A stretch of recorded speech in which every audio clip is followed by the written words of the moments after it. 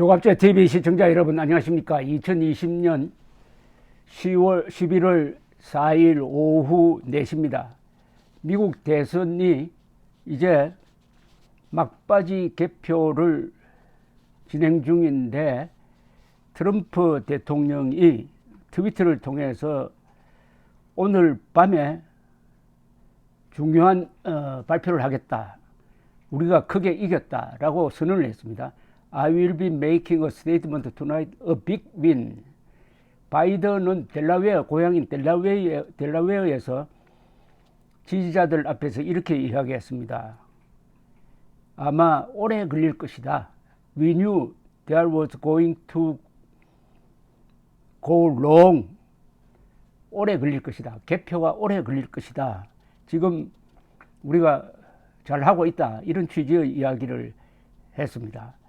지금 돌아가는 판세는 여론조사와 미국 언론이, 세계 언론이 보도했던 것과 딴판입니다. 미국 여론조사는 전국 득표로 트럼프가 한 6, 7% 질 것이다. 그리고 상하원과 백악관을 민주당이 아주 삭스리 할 것이다. 이렇게 예보를 했습니다. 그리고 특히 이 스윙 스테이트에서는 거의 대부분이 바이든 손에 넘어갈 것이다 라고 예측을 했는데, 개표를 하고 그것이 진행될수록 그 예측이 어긋나고 있습니다. 그래서 이제 승패는 이 3개주에 좁혀졌습니다.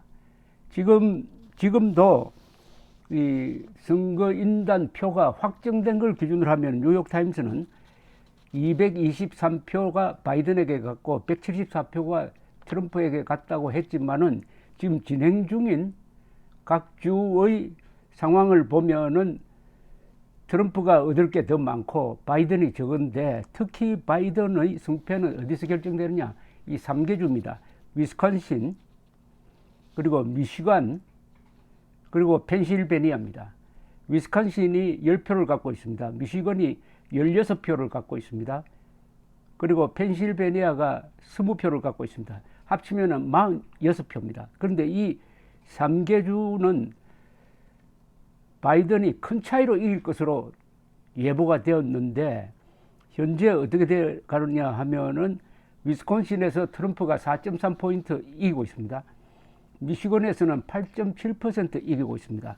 펜실베니아가 제일 중요한 주라서 킹 메이크 스테이트라고 불리는데 14.5%포인트로 트럼프가 이기고 있습니다.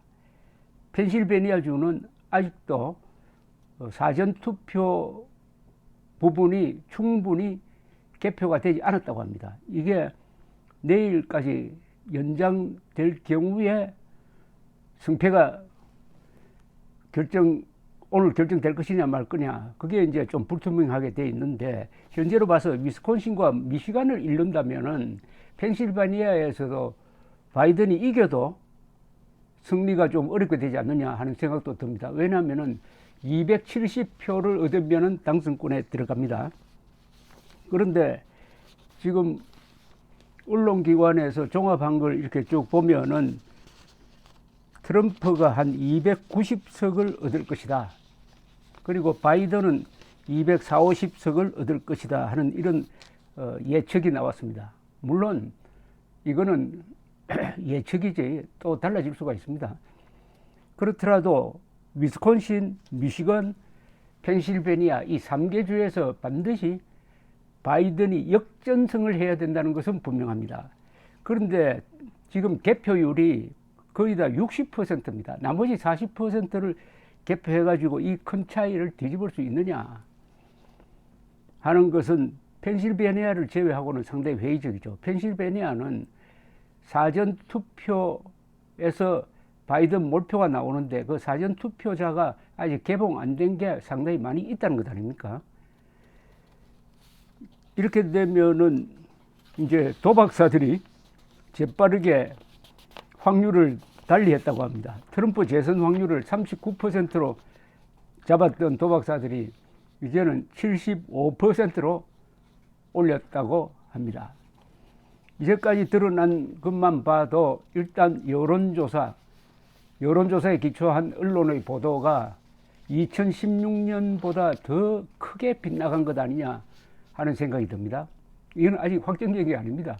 현재 중간 집계로 아직도 이 사전투표 개표가 남아 있습니다. 사전투표 개표가 남아 있으니까 아직 확정적이지는 않는데 전체적인 경향을 보면은 첫째, 전국 투표에서 바이든이 6, 7% 앞설 것이라고 하는 것은 지금 현재로는 맞지 않고 있습니다. 한 1% 정도 앞서고 있습니다. 그리고 스윙 스테이트에서의 평가가 엇갈리고 있습니다. 미국 언론 중에서 바이든이 질 것이고 트럼프가 이길 것이라고 예측한 메이저 언론은 단 한 군데도 없었습니다. 가장 권위 있는 영국의 이코노미스트까지 바이든의 당선 가능성을 96%, 나중에는 이걸 97%로 올렸습니다. 그리고 트럼프를 3%로 내렸는데, 그러면은 만약 트럼프가 이번에 2016년에 이어서 또 역전승을 한다면은 왜 이런 결과가 나왔을까 하는 것을 아마 가지고 상당히 논란이 뜨거울 것이라고 생각을 합니다. 여론조사가 잘못되었느냐, 아니면 여론조사 방법이 잘못되었느냐, 아니면 언론이 너무 이 유색인종 입장에서, 흑인 입장에서 보도를 한 거 아니냐, 이렇게 보이고, 백인들의 결속력, 백인들이 가지고 있던 울분을, 특히 백인 중에서 대학교 졸업 학력을 갖지 못한 평균적인 백인이겠죠. 그리고 그분들이 노동자로 노동자 농민이 많은데 이 사람들을 너무 무시한 것 아니냐. 그리고 코로나 실패에 너무 중점을 두다가 보니까 일반 생활인의 생각을 반영하지 못한 것 아니냐 하는 등등 이야기가 나올 것 같습니다. 오늘 CNN이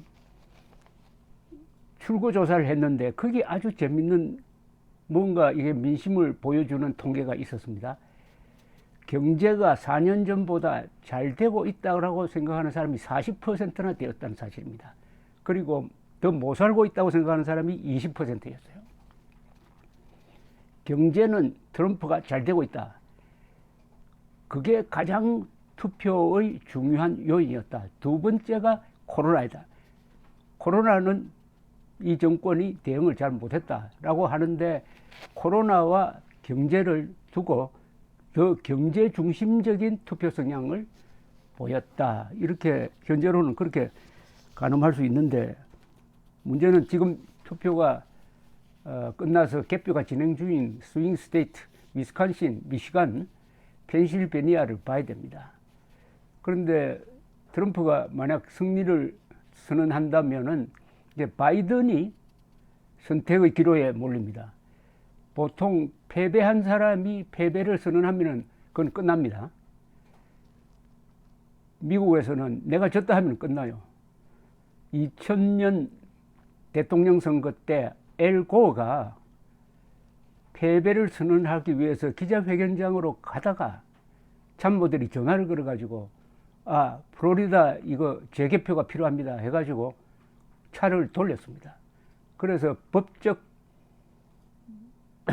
문제로 돌리면서 한 달 동안 승부가 나지 않았습니다. 만약 바이든이 트럼프의 승리 선언 이후에 바이든이 패배를 선언하면은 이거는 뭐 더 개표할 필요 없이 승부가 끝나는 것인데, 야구의 명언대로, 요기 베러라는 사람이 이야기했던 대로 야구는 끝나봐야 끝난 줄 안다라고 이야기를 합니다. 그러나 선거는 그렇지는 않죠. 선거는 너무나 큰 볼륨에 의해서 이루어지고, 아마 이번에 투표한 사람이 1억 한 7천만 명 되지 않을까 생각하는데, 추세를 보면 알게 되어 있습니다. 새로운 국민이 생기면 다시 속보로 말씀드리겠습니다. 감사합니다.